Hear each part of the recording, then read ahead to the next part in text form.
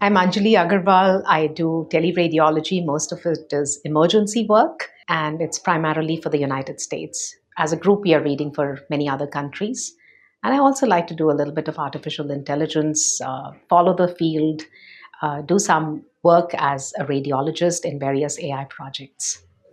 Being in emergency teleradiology, it's basically a volume based practice. So at any given time, you could have maybe like 0 cases and can go up to 25 in within a span of 10 minutes.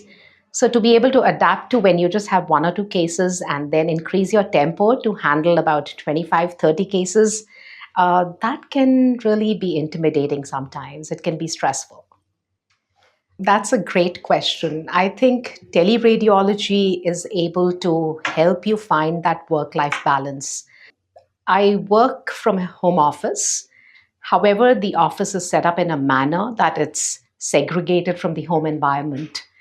In fact, interestingly, for many, many years when my daughters were younger, they didn't know that mom was working because I would just be kind of peering into a computer. Of course, I had my assistants and other colleagues who were working from the same office space. But I was available for all kinds of emergencies, if there were any. And they always had the security at the back of their minds that mom is physically present, although I was not there, to do the regular work. So I think it's just up to you how you balance it. I've always put family and work at par. Neither work nor family took priority. They were always equal throughout. And I just still maintain that because I just enjoy both aspects very well. I think it's a great field. Firstly, you have to decide that do you like a busy hospital environment because you prefer more interaction with your colleagues, live interaction with patients, with your technicians, secretarial staff, or are you a person who is okay with working in a virtual environment? So once you've made that decision, then go for teleradiology because otherwise you might find yourself isolated from the regular, work environment that you might be used to during your training years. But there are ways to get around that. I have done teleradiology for over 2 decades now. And I've made a conscious effort to stay in touch with reality because most of my practice is virtual. Firstly, I've always worked with human colleagues around me. We use plenty of artificial intelligence tools, speech recognition tools, but I love that human contact and the eye to eye contact and the gestures. So that's important if you can do that. If not, I also make an effort to be involved with the regional, local, radiology meetings, clinical radiology conferences, and make an active effort to attend as many conferences as I can. And when I'm at the conferences, apart from the scientific program, I also keep the stamina for all the social events because that's where you make friends and you learn more from your colleagues. And that learning goes much beyond your professional learning. I think teleradiology would be heavily integrated with AI because the entire workflow is digital. So you have right from the beginning in terms of, the radiology cases, the triage of the radiology work list, say my emergency teleradiology practice. So every step of that workflow is going to be automated. For example, the case assignment. That can be easily automated. So I think we would be able to eliminate all the human workforce that's involved in assigning cases. And even before that, the scheduling of the workforce. So that AI can probably do much, much better because the workflows in teleradiology are quite complex. The scheduling is very complicated because most of the radiologists are working part-time and they're working from different parts of the globe. So the time zones are different. So you need to balance the time of maximal work and the maximal workforce. So I think that's where AI is going to be useful.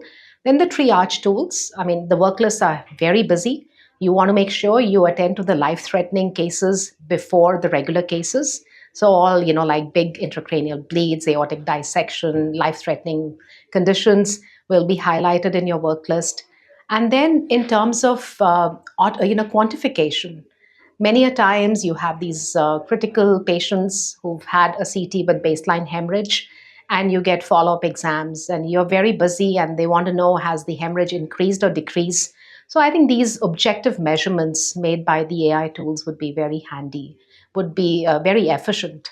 And then also in terms of reporting, the voice to text, then converting your text reports into structured without chopping your stream of your thought flow is another big asset. So it's all about efficiency and accuracy, and I think that's where AI will really have a huge role to play.